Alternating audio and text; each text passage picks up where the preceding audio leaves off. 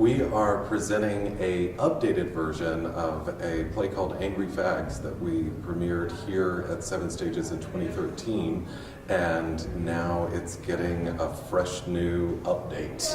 And so we're bringing that out, and it's facing its first audience here.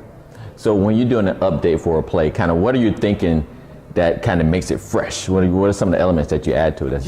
Angry Fags was a political play that was kind of presenting the worst case scenario. It was this nightmare vision of American politics that I wrote in 2013. Mm-hmm. And then the last 4 years happened, and I realized there were some new ideas to explore. Mm-hmm. And in talking to Heidi, the artistic director at Seven Stages, we got really excited about the idea of revisiting the work with everything we know now. Mm-hmm. Wow, so when you're presenting for a festival like this, how is it going to be different from what they would normally see on the stage? It's because the focus is truly on the words. Mm-hmm. In a full-scale production, when you have the talents of the design team coming in and really considering the full spectacle of staging, but for something like this, it's serving the playwright and getting the story exactly where you want it to be. Oh, that's cool. Yeah. So let's just kind of back a little bit. So tell me how you ended up in Atlanta. And where you're from and how you ended up here. I'm from Mississippi, mm-hmm. and I came to Atlanta when I was 19 because I was in Mississippi. And I wanted to pursue a career in theater, and I started knocking on doors all over town and saying basically anything that you need somebody to do, mm-hmm. I'd just lie and say I knew how to do it, and then I'd figure it out once I got in the door.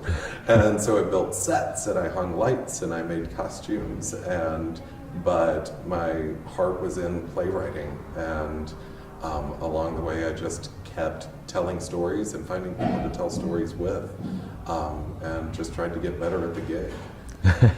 Now, is this something that you always wanted to do, or did you kind of fall into it and then decide did you get some formal education or just started doing it? No, I just picked it up on the streets. My mama will tell you that I was going to be a writer from the time I knew how to put pencil to paper. Mm-hmm. And it's definitely the way I always figured out the world. Mm-hmm. I say that theater, and for me, by extension, writing, is teaching yourself empathy and teaching yourself compassion, considering another person's perspective and another person's experience. Mm-hmm. And so when I'm trying to figure something out, then I tend to go to paper with it and just try to solve the mystery by looking at the words on the page. And I guess somewhere along there, once I either found an answer I was satisfied with, or at least found a question I was satisfied with, it became something I wanted to share with other people. And that took me into the theater. That's the great part about the arts, the fact that you're giving a piece of yourself to other people, it serves as a point of inspiration to us all. Yeah, there are so few silent spaces left where people will sit and listen and not look at a screen. It's basically like places of worship and theaters. That's about all we have left. And even then, you really have to police them.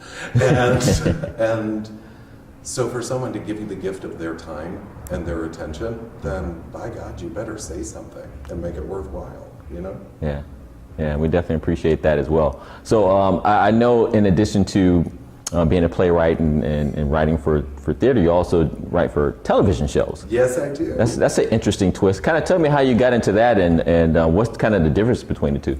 I had a show that went off Broadway a couple of years ago called Perfect Arrangement that did really well, and out of a result of that, got to have some meetings in LA with various television networks and just seeing if I wanted to tell stories on a much larger scale.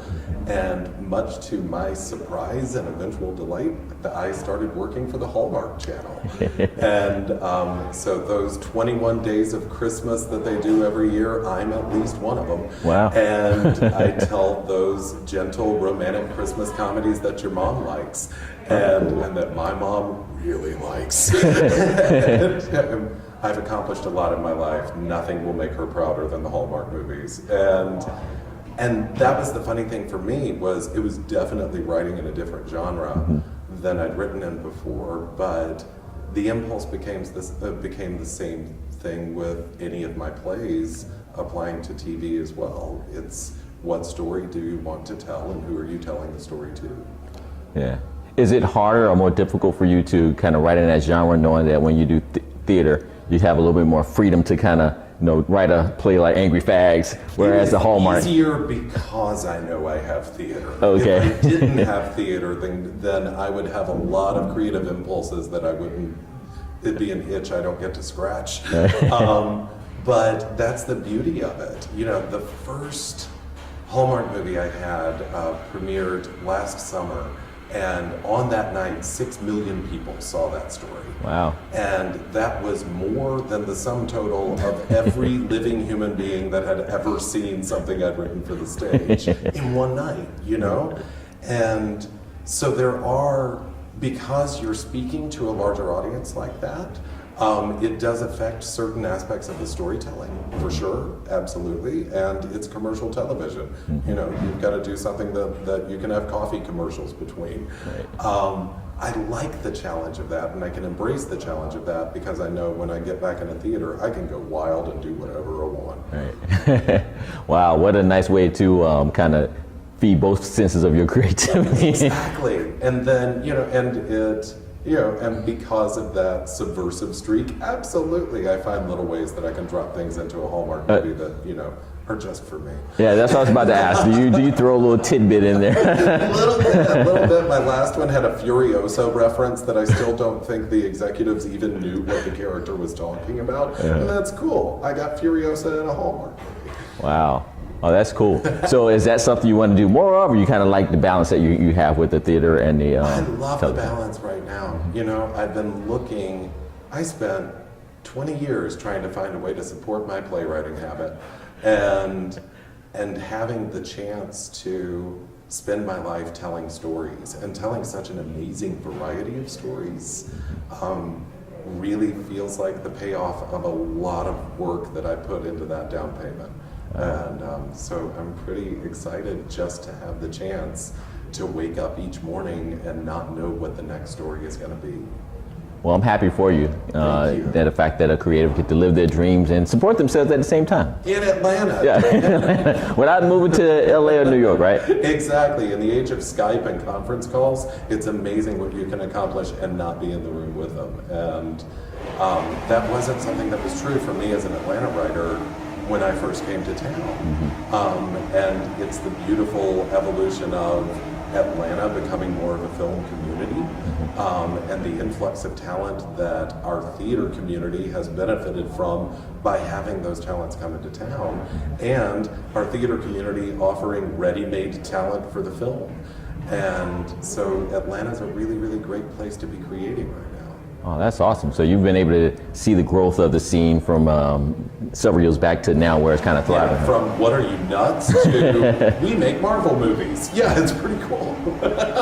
I guess that's kind of going back to this particular festival. That's kind of like the benefit of having a festival like this. Absolutely. Where you showcase some of the talent here. Yeah, the number one thing that defines whether or not a creative community can survive and thrive is if people stay.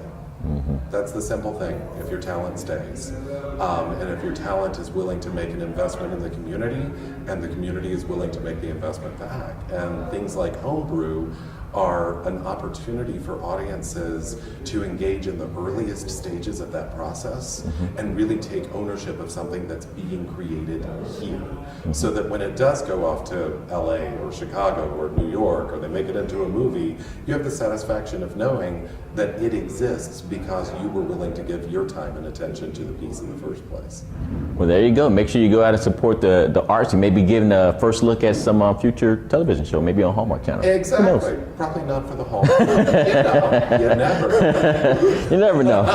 Well, thank you for joining us. If people want to follow you or kind of see what you're up to, how can they do so? I am on Twitter at Topher Payne, TOPHERPAYNE, and on Instagram at Topher Writes. And how can they check